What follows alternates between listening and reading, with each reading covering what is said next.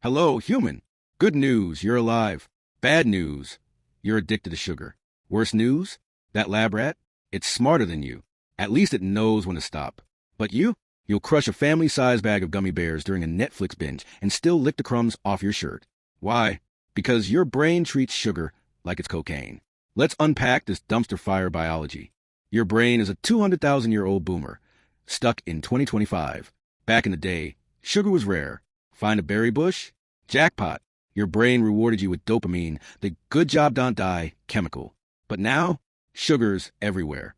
Breakfast cereal? Sugar. Salad dressing? Sugar. Your grandma's healthy bran muffins? Basically cake. Your brain's still stuck in feast or famine mode, so it screams, eat all the sugar before winter. Problem is, winter never comes. Just elastic waistbands and existential dread. Let's talk dopamine, your brain's hype man. Every time you eat sugar, dopamine floods your nucleus accumbens, the brain's yes more button. It's like a standing ovation for your taste buds. But here's the twist. Sugar gives you a bigger dopamine spike than cocaine. Studies show lab rats will choose sugar over cocaine 9 times out of 10. Even rats know Oreos over opioids. The more sugar you eat, the less dopamine you get. Your brain's like, oh, I have seen better. So, you need more sugar to feel the same joy. This is called tolerance, and yes, it's why your one cookie turns into a sleeve of Thin Mints. Sugar and cocaine both hijack your mesolimbic pathway, the brain's pleasure highway.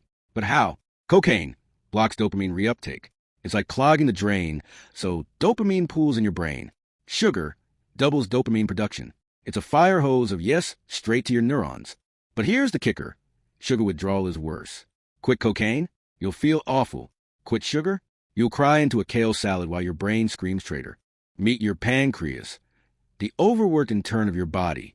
Eat sugar, and it panic releases insulin to lower your blood glucose. But too much sugar?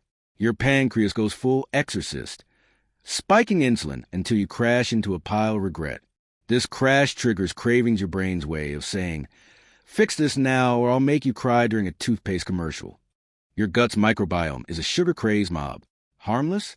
Think again. Sugar feeds bad bacteria, which sends, give us sugar or we riot. Signals to your brain. Ever felt a gut feeling to eat cake? That's not intuition. It's microbial blackmail. Sugar doesn't just wreck your waistline. Let's tour the damage. 1. Brain shrinkage. High sugar diets reduce the hippocampus to memory center. Forget your keys?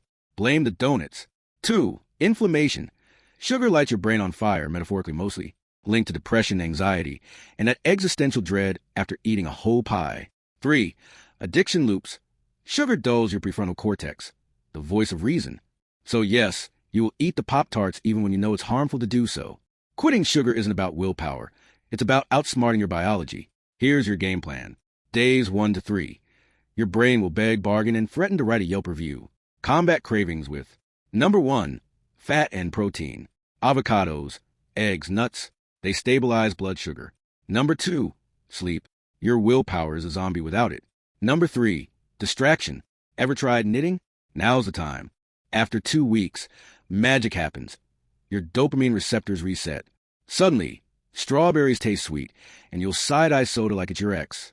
Before you think of diet soda as your savior, think again. Artificial sweeteners trick your brain into wanting more sugar. And fructose? It's processed like alcohol in your liver. Ever had a sugar hangover? Now you know why. However, there is some comfort in knowing that sugar's not evil. It's just really good at its job. But now you're armed with science, snacks, and sarcasm. Go forth and conquer your cravings. Or don't. Fine, I'll guilt trip you again. If you don't quit sugar because I say so, do it for your neurons. They're literally begging for a break. I say do it for them.